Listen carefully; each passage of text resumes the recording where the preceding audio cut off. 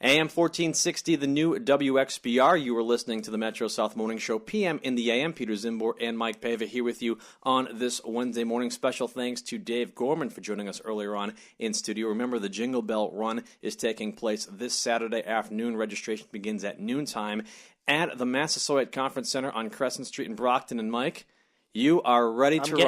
I'm getting ready right now. Mike is training in the studio right now. He's getting ready to run his 2 miles this Saturday as we look to raise some money for charity. Yeah. And Mike looks to get in shape. Mike looks to try not to die after running 2 miles. It's all about the kids and the Helping Hands Fund. So Mike's going to try to raise some money. If you want to donate to Mike running in this charity road race this Saturday, give us a call at 508-588-WXBR, and we'll tell you exactly how you can do so. There's actually been some calls coming in already, and we've got some money in the fund already. So, Mike, you're already making a difference. Look at that. Look at that. Once again, you're listening to the Metro South Morning Show, PM in the AM. Here in the month of December, one thing that we've wanted to do, and we are going to do, is bring back some of our significant guests from the past calendar year. And we haven't even been on a full calendar year. But with that being said, we're bringing in right now our good friend. He is the musical director for Charlie Thomas's Drifters, Mr. Jack Colombo. Jack, good morning and welcome to the program. Good morning, guys. How we doing? We are doing just well. Jack, you are a significant guest because not only did you spend some time with us in studio earlier this year, but you were involved directly in one of the greatest cross-promotional events in WXBR history when you invited me to play guitar on stage with the Drifters over the summer at City Hall Plaza in Boston. Right. Thank you for that. That was a cool experience. You did an amazing job. You're absolutely welcome. I was turned up to 1. The other guy was turned up to 10, which was good because... No, you were out there. You were out there. I was actually hoping on the way there that I was turned up to 1. The other guy would be turned up to 10. But then I heard myself. I was like, oh, man, I am playing. If I screw up, people can hear it. I think you guys were pretty balanced. Okay. I think it all blended wonderfully. You did a great job. Well, thank you. I appreciate that. You were a little bit nervous about it. You had a little bit of anxiety. But did you know we almost didn't make it? I never knew that. We took the train into Boston, and there were several delays, which made a 40-minute train ride take, 2-3 hours? Yeah. It was ridiculous. Oddly enough, the delay was because there was a problem with the track at the stop on Broadway. True. It was the Broadway stop. Serendipity, right? Yeah, I mean, if that was fitting. Actually, you guys did show up later than you anticipated. I remember that now. I was looking around for you and going, where are they? And I remember getting there and saying, I'm like, wow, there's people here already. And I'd never been to these oldies shows on City Hall Plaza before, but Mike said, I went to these growing up as a kid. This is nothing. There's going to be plenty more people showing up. And I'm like, man, there's 1,000 people here already. How many more people could show up? A lot more people could and did show up. How many people were there that night? I forgot the exact number. I knew you were going to ask that. I think it was at least 8,000. I think that was the number that we got from Mayor Menino's office. Perhaps, yeah. Isn't that cool? There was 8,000 or 9,000 people who showed up for a free concert to see Charlie Thomas's Drifters in City Hall Plaza this summer, and that was very cool. It was awesome. And the weather was perfect. Remember how good the weather was, nice guys? Night, yeah. Temperature was perfect. It wasn't too hot, and the sky was clear, and it couldn't have been better. What was cool is you looked out, the audience was really of all ages and races. It was a very diverse crowd in terms of not only age but race as well. You guys bring in people coming from all over. The Drifters were very fortunate. They had a lot of hits, a lot of success that spanned, a good decade. And, a lot of the songs are still played today on the oldies stations and in TV shows. And, of course, this time of year you hear their version of White Christmas quite often, on the radio. Their version of White Christmas is in the movie Home Alone. So that's in there, too. So, they span across the board quite diversely. It was quite cute to see cute 20-something girls bringing their grandmas. And you looked out. That's very cool. Yeah, that was very cool. That was very cool. You liked that, didn't you? I did like that. Yeah, I'm sure you did. And while you guys were doing Stand By Me, when you looked out at the crowd, I was backstage at that point. You could see a lot of people waving their hands in the air, but they had tablets in their hand because they were taking video of the concert, which I don't think you would have saw, even 5 years ago. Technology has come a long way, hasn't it? Do you find a lot of your performances It's from cigarette lighters to tablets. Some cigarette lighters to tablets. Exactly. Do you find a lot of your performances on YouTube from people taking the camera phone stuff? Because there's camera phones everywhere. Yeah. All the time. Yeah, a lot of times they ask us if we allow video, and we always allow video. And even cameras are at And even if you don't allow video, you can't contain it at this point because every phone is a camera. Exactly. And the video quality you can get on cameras is just as good, sometimes better than what you can get on prosumer video cameras at this point. That's true. So anyone saying they're going to prosecute anyone for taking video of a private recording, it's not even worth it. It's getting more difficult. It's getting more difficult. You're going to spend far more money on lawyer fees than is worth getting rid of some teenage kid with this camera phone. There you go. Jack, what have you been up to since we last spoke to you in the summertime? You came on our program before that show. You invited me to play with you guys upon realizing that I play guitar. What have you been up to since? Well, we've been, performing throughout the country, mainly east of the Mississippi, but throughout the country pretty much every weekend. We had a few weekdays. We've been to Cleveland, which was interesting, and I'll tell you about that in a minute. We've been down to Texas, working quite a bit in New York and New Jersey. So we've been all over. You had an interesting... Delaware. Is Delaware interesting? Or is Delaware just Delaware? Well, everywhere is just sort of everywhere. But, Delaware is very cool because the people down there are great. It doesn't really matter where you are. It's all about the people and the vibe, And, we can have just as good as time, say, in, the Detroit Fox Theater than somewhere in a small state in Maine or New Hampshire, whatever. It's all about the people in the event, And that's what makes it. We were in Cleveland. And for those fans of the movie Spinal Tap, which I am a fan, I did not realize that we were actually in that theater that they filmed the scene where the band gets lost backstage and the audience is clapping, waiting for them to come on the stage, and they cannot find their way to the stage. The downstairs of the theater we were at, the Ohio Theater, is a labyrinth of maze and hallways and corridors, and they have these signs that are posted on the walls, where the green room is and how to get up to stage right, how to get to stage left. And if those signs are not up, you will get lost, I guarantee that. And you remember, of course, that classic scene in the movie where they announce the group, Spinal Tap, and everybody's cheering, and the poor guys are walking through corridor trying to find their way back up, to the stage, and they can't find it. But I was there, and I didn't even realize it until after. The next day I was flying home. I was sitting in the airport, and I just Googled the theater, and they mentioned that Spinal Tap was filmed there, and I wish I knew at the time. Did you, in fact, get lost going to the stage, not knowing that that's where the movie was filmed? I wish I could say, yeah, I experienced that, but they had signs on the wall. So the only thing I couldn't find the first couple of tries was the dressing room, but after that we were okay. So they were well equipped for people getting lost backstage because of the notoriety they have of people getting lost backstage. Absolutely, yep. Another cool thing that you played recently that we spoke about off the air was you actually played at Ben E. King's birthday party in New York. That has to be incredibly cool. Ben E. King, for those who don't know, was an original member of the Drifters along with Charlie Thomas, and he wrote the song Stand By Me. He did. So I'm sure he just has to lay back and watch royalty checks come in and live his life at this point. Yeah. Ben, he's doing great. He's the same age. I think Charlie and he are the same age. I think they're both 75 at this point. And his birthday party, he celebrates his birthday every year at B.B. King's in New York City. He invites Charlie down every year, and they do like a reunion performance, and they invite a few other artists in with them. So it was a great time. And you were just on the keys? Are you with Charlie and Ben performed? Did you perform with Benny King? I did. I primarily did Charlie's stuff for about 6 songs, and then Benny's band was there. And the finale was Stand By Me, so myself and the other keyboard player got up and we shared duties on that and played. And it was great. How many other artists were on the show? And who were they? Because I'm sure it had to be some significant contributors to music, being Benny King's birthday party. Well, someone you might recognize is Lala Brooks, and she was the original lead singer for the Crystals. And they had hits like Do Run Run, and then He Kissed Me, and they had a lot of hits out. And she was there. They had some jazz artists there from New Jersey that I've never heard of the guy, but he was an absolutely amazing saxophone player, and I can't remember his name right now. I'm sorry to say. So it was us, and it went great. I actually play the Beach Boys version of Then I Kissed Her that Al Jardine does on my guitar sometimes. That's a great version. I love that version. About that, actually. Yeah, that's one of my favorite albums by them. Summer Days and Summer Nights. See, I wouldn't have known what album it was off of. You know what I've noticed about Beach Boys albums? Now, I don't own any of the individual albums, which I'm actually, to tell you the truth, I'm a type of person that likes to own the actual albums as opposed to greatest hits compilations. But with a band like the Beach Boys, where there's so many hits, that you just kind of want to get the greatest hits.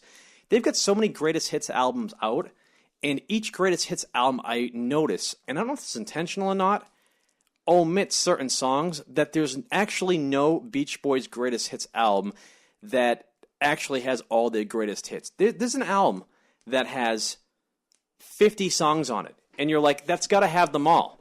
But you look at it, you're like, doesn't have this, doesn't have this, doesn't have this. I don't know if they can actually fit them all on one CD. I don't think they can, but I think it's a marketing strategy. I think too. it is as well. Yeah, obviously. I think it's a marketing strategy, yeah. What was George Harrison's big hit besides Here Comes the Sun, which was actually a Beatles song? I know you're a Beatles historian to some degree, which we'll talk about later. Well, thank you for the label historian. I don't know if I'd label myself that, but I love the group. I do a lot of reading about them.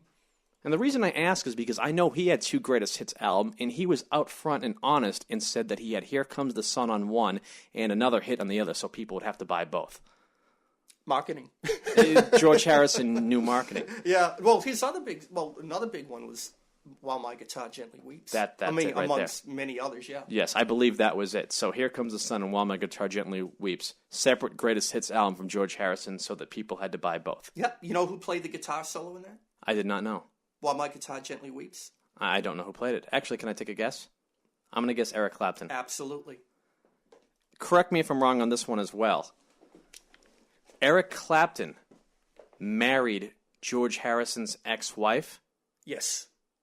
and they're still friends? Or they still were friends until George Harrison passed away? Layla. It was actually... The her name song Layla is about that woman. Wow. I've always wanted to meet a girl named Layla just Did to you say hear that, no to Mike? her. That was crazy. You've heard of that, right? Yes, of course. Yeah, about that. Wow. Mike and I have both discussed on the air before that we both prefer the acoustic version of Layla to the actual studio electric version. You do? Yeah, the unplugged version's way better, in my opinion. Okay, I respect that. I like the studio cut better. I like the original version better.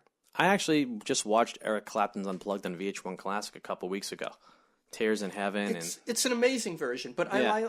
I'm sort of the purist in that regard. I like the original version, which reminds me of the debate you guys had perhaps a month ago on People like when me and Mike argue. absolutely songs fading versus actually stopping in the right. Now, who liked what? Well, I think we were complaining about the fading of the songs and saying that when you play it live, you can't fade out when you're live. I remember you saying that think morning, that's- right? So I prefer them just to end it somehow. Yeah.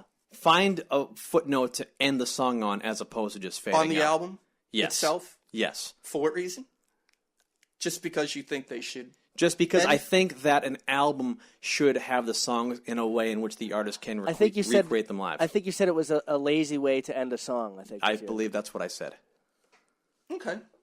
You disagree with me as the music professional in here?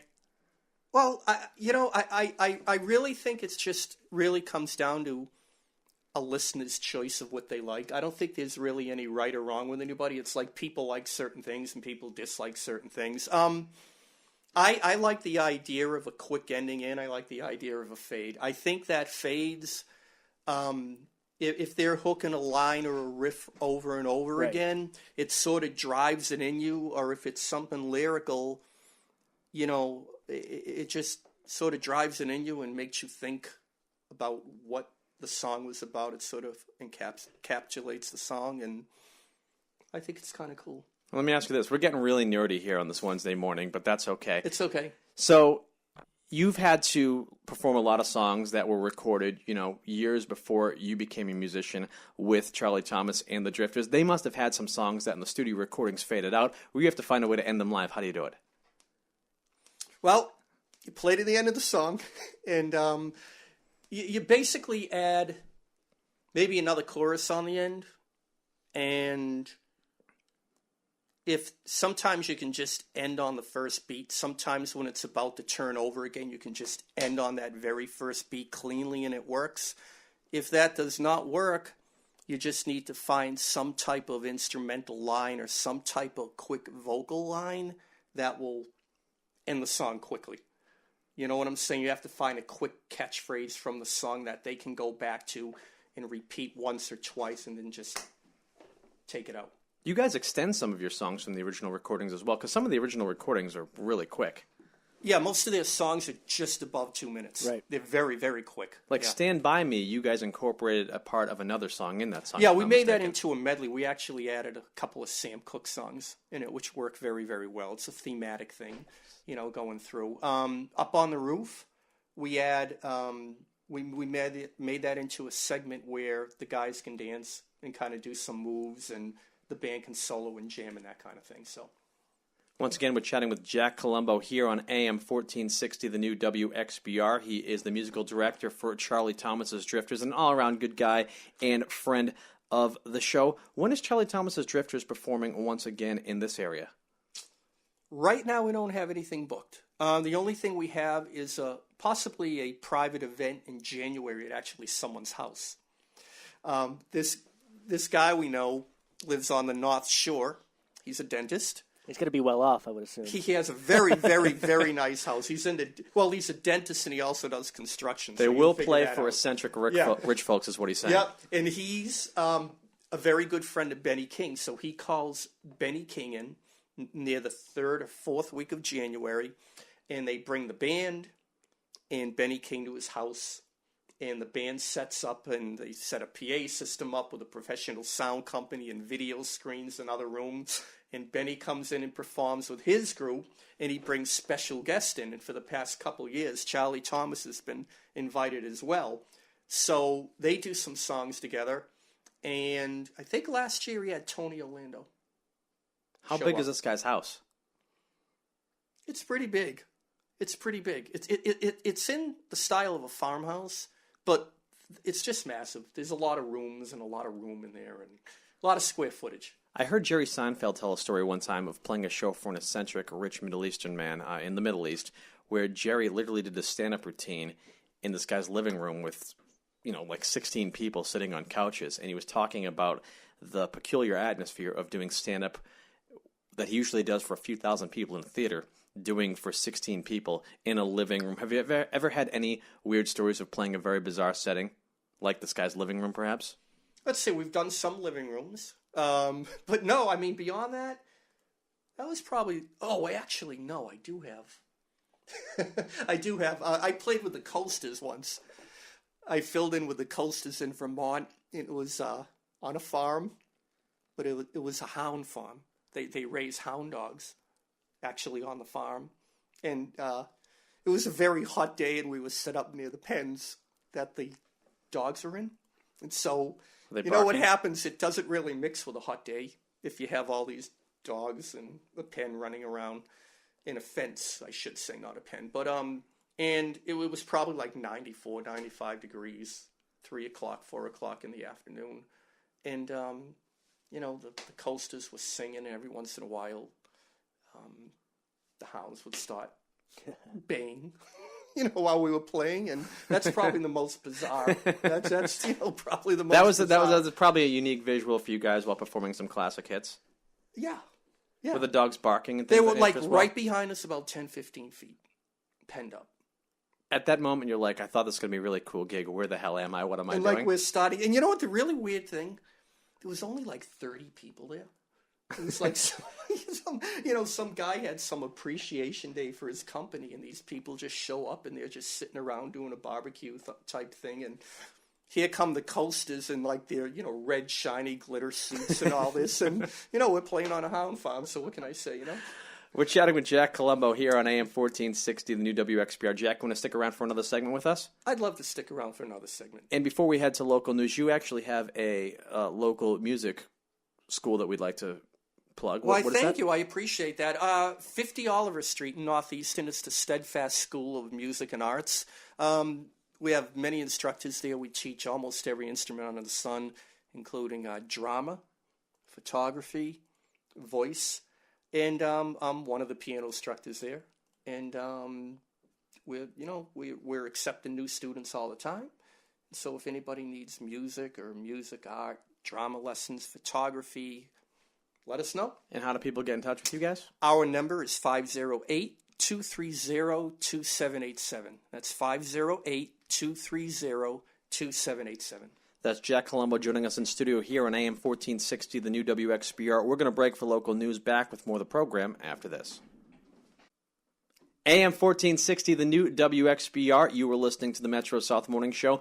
Peter Czymbor and Mike Paiva here with you on this Wednesday morning, just past 7 o'clock. Remember, you can live chat with us and follow along with the program on Twitter at PM in the AM Boston. Be sure to like us on Facebook, PM in the AM, the Metro South Morning Show. And the best place to hear archived interviews and content is our YouTube channel at youtube.com/PM in the AM Boston. Once again, Peter Czymbor and Mike Paiva here with you on this Wednesday morning, joined in studio by Jack Colombo, who has not had his first cup of coffee yet, and as a result of that, does not feel awake yet. How often do you drink coffee? Because it seems like every time I talk to you on the phone, you're brewing coffee, you just had coffee, you're currently drinking coffee. You love coffee. How many cups a day? Yes. Guess. 6. Yeah. Really? 6 Yeah. by noon. 6 by noon. 6 by noon. Yeah. Perhaps 6. You know, I'm a tea drinker. I still consider myself a tea drinker. However, and Mike will attest to this, since the advertisement started running in week 1 of NFL football for Dunkin' Donuts pumpkin spice coffee, I've been on a pumpkin coffee kick that has lasted several months at this point. I don't really like coffee unless it's of the pumpkin or blueberry variety, I've noticed. Interesting.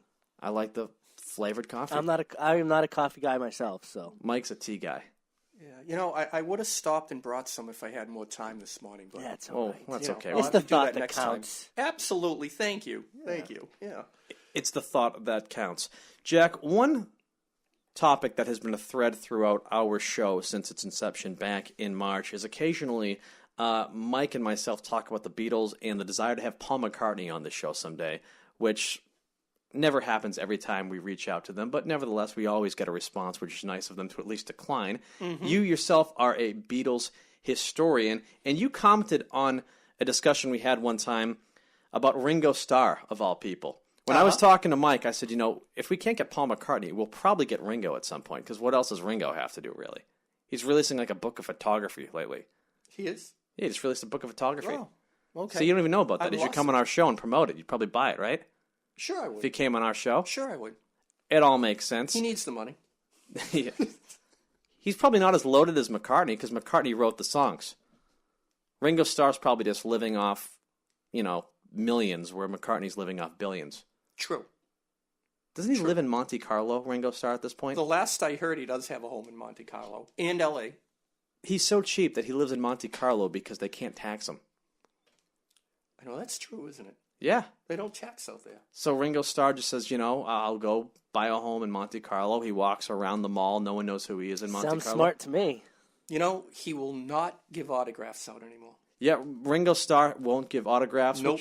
Won't sign. Nope. Won't respond to fan mail, which is awkward because on an episode of The Simpsons, if you recall, he finally got back to either Homer or Marge after like 15 years with some fan mail, and they just showed stacks and stacks upon fan mail. He put out a YouTube video saying he won't sign autographs anymore. What's the reasoning for it? Because he's just sick of signing autographs. Says people see me and they want my autograph. That's too bad. I as much as I love the group, I don't agree with that. You know, and he seemed like he was one of the most loosest and down to earth in the group. You know what I'm talking about? He just seemed like to be the most down to earth guy, and he does seem to be the most loose. And, yes. Yeah. You he claimed in an interview that he was the first of the group to smoke pot recently, and Bob Dylan's the one who got him to do it. That's what I heard. It was Bob Dylan. So Bob Dylan introduced the Beatles to marijuana, and Ringo was the first to say, I'll go. Yep. Back in the 60s. Yep. Then they obviously did a lot more than pot, because if you've heard the Sgt. Pepper's album, it's very weird. Absolutely. Great album. I had a dream a few months ago. This is also a topic which has come about on the airwaves before. My reoccurring weird dreams. I had a dream that I was stuck in a carnival with evil clowns and Sgt. Pepper's was playing. Oh, really? Yeah, and that's a very creepy song to have in your dream. Is that a reoccurring dream? It's been reoccurring. It's kind of like Mike's reoccurring fear of hot air balloons and sinkholes. Yes. You know, it's good Ron Van Dam doesn't have that dream. Because I know how he feels. Yeah, that would be very strange. Yeah, absolutely. Ron would have flashbacks at that point. Ron was a hippie back in the day. Uh-huh. But you actually have a presentation about the Beatles that you do from place to place. Tell us a little bit about that. Well, yeah, it's PowerPoint presentation, and it's called A Day in the Life. And, you know, there are a lot of history presentations which are great and wonderful and accurate. What I try to personally do is aside from the history, the majority of the presentation is focusing on each individual album and the difference between each individual album and how they grew and how each album changed, how the songwriting changed, how it changed instrumentally, why each album sounds and was created the way it was. So I mainly focus on the songs and the key points of each individual album. What's your favorite Beatles album of all time? Abbey Road. Abbey Road. And what Abbey songs Road. are on Abbey Road, just to refresh my memory? Come Together, Something, Maxwell Silverhammer, Because Have you Here ever gone Comes the Sun. Have you ever gone to that street and mimicked the album cover? Totally. Okay. I have pictures. I'm sure that you're not the first person to have I done went to London that. on a Beatle tour, and I kicked my shoes off, and I walked across that zebra walk in my bare feet, and had a photo taken of me. And, it's really funny, too. When you look at that picture, it almost looks like you're on a really, sort of quieter city street in Beacon Hill with a lot of trees, and it's not that city-like, But right beyond that photo, about 4 or 5 feet, is this major intersection with about 5, 6 streets all merging at once. So the picture is very, very deceiving. And of course, all the tourists are always trying to get their pictures taken walking across that, and it's holding up traffic constantly. At least that's not creepy like the people who get their pictures taken where JFK was shot in Dallas. I saw that last week on the news with it being the 50th anniversary. Well, they have X's on the ground where the Isn't shot that was, weird? It's a part of history. It's morbid though, isn't it? Yeah, I'd say so. I think that it's much more, I don't want to say logical, but it's much more, we'll say it's less morbid to do the Abbey Road walk than to do the whole thumbs up in the X where JFK got shot. I'm looking at this on TV, I'm like, something about this just seems off to me. Mm-hmm. But maybe I'm just off, and maybe that's right. I don't know. I don't pretend to be, to have a high ground on this one. Abbey Road, your favorite Beatles album. What's your favorite album of all time? Would it be Abbey Road? Wow. Well, actually, with the Beatles, if I had to pick a favorite, it would be Abbey Road. I like the White Album an awful lot. I like Let It Be. How come Sgt. Pepper's is always the album that is said to be their best albums? Because it's the weirdest and trippiest and most experimental? I'll tell you. Like if Rolling Stone does a list of greatest albums of any genre, and there's going to be some Beatles album on there, Sgt. Pepper's is above all of them. A lot of people say that the Beatles as a group actually stopped when Sgt. Pepper's came out. If you poll Beatle fans, do you know what album is usually comes out on top as far as Beatles fans are concerned? I was going to say the White Album, maybe? Nope. The debut album? Revolver. Okay. And what happens, they think that's the pinnacle of the group working together as a group and not individually.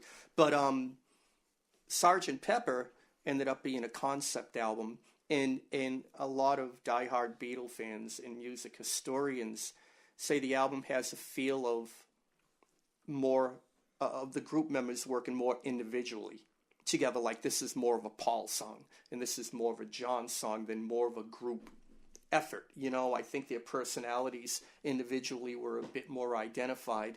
I think that they broke a lot of ground musically when that album was released, and I think that's why it is considered one of the best albums of all time. Towards the end, was it kind of like 4 individual guys getting together and doing individual songs? Yeah. After Pepper, you know what the album cover looks like. Obviously, everyone knows what the album cover looks like. Well, they came out with Magical Mystery Tour, which was more of an EP. I don't remember how many songs. It could have been 4 or 6. But that was sort of like a side project. But the next real album was the White Album. And they didn't know what to do with the cover. It's like, how do you beat the Sgt. Pepper cover? How do you beat that? How do you beat it musically? So, and of course... Those costumes got to be in a museum somewhere or something, don't they? I'm sure they're awesome. They're awesome. And there's a lot of stories behind that cover, which we'll talk about another day. But, how do you beat it visually? How do you beat it musically? And so, of course, everyone all over the world is wondering how to, top what came out. But, so they decide to come out... I guess anything beats simply the White Album cover, right? Well, they came out with blank cover. There you go. That's what they did. And, musically, it was very, the White Album was very stripped down. They barely recorded anything together. Maybe a particular song just may have two Beatles on it instead of four. They were fighting. They were tired. They were. And isn't there a legend that there's some songs towards the end where Ringo's actually not even playing drums? He's in the not. studio No, recordings? McCartney played drums back in the USSR. That's him playing. Ringo was gone. He had quit at the time, and he left. And McCartney played drums on that. How long did he leave for? He must have came back pretty quickly. I think it was a few weeks. Yeah, I think it was a few He weeks. must have realized that was a bad idea and came back. Yeah. They put flowers all over his kit and all this welcome home stuff, and he came back. But they were just feuding, and they were burnt out at that point. And I think they were just done. It was the beginning of the end. You ever meet the original drummer for the Beatles that left before they got big? Pete Best. I hear he's a miserable human being. I met him. I How have was his autograph when I went to a Beatle Fest in London. What did you say for Ringo, signing the autographs? Yeah. He was cool. He was cool. I mean, I didn't really say anything to him. I just said, it's a pleasure to meet you, and I've always wanted to meet you. But, what are you going to say? I'm sure the guy goes to bed and wakes up every morning thinking that he could have been in the most popular band in the world, but, it wasn't meant to be. I'll throw this one back at Mike. Chris Jericho wrote in his book that he found out where he lived and knocked on his door and showed up at his house in London, and the guy was a complete jerk. But then again, Chris Jericho might have just been annoying to him. Well, yeah, if he just knocked on the door. I mean, come on. I think we could hang out with Chris Jericho and get along. I think that would happen. I think that would happen as well. I hope to have him on the show at some point. Jack, I want to thank you for coming in this morning. What do you have going on circa 2014 in relation to Charlie Thomas's Drifters, other musical projects you have going, and your school? Well, I'm getting into a couple songwriting projects. I'm going to start my writing up again. Drifters are being booked up here and there. We finally got booked back at the Apollo Theater, which I'm very, very excited about because I never worked there before. And, we're still promoting the school. And that's where the Drifters started way back when, correct? Absolutely. Yeah, that's where the manager found Charlie's group and said, hey, you guys are going to be the new Drifters from 59 on, and that's where all that happened. Well, that's very cool. Yeah, absolutely. And I'm doing a lot of teaching and instruction and side projects. I do a little solo piano work for people that need a keyboard player for parties, and I do a little bit of DJing as well. So it's just sort of a bunch of things. Where can people get in touch with you if they need you for anything, including your school? The school's number is 508-230-2787. And my number personally, which they're welcome to call, is 508-254-9178. That is Jack Colombo joining us here on AM 1460, the new WXBR. You are listening to the Metro South Morning Show. We're going to step aside for a quick breather. Jack, thanks for coming on the program today. Guys, I'm honored to be here. You asked me back, and that's a wonderful thing. You're welcome anytime. And by the way, if you need someone to play guitar again, I know this magic moment now. You will be there. You will be there. Happy holidays, Merry Christmas, Happy Hanukkah, Kwanzaa. Happy New Year to everybody. Same thing to you and your family. That's Jack Colombo joining us here on AM 1460, the new WXBR. We'll step aside for a quick break. Local news is up next. Back with more of the program after this.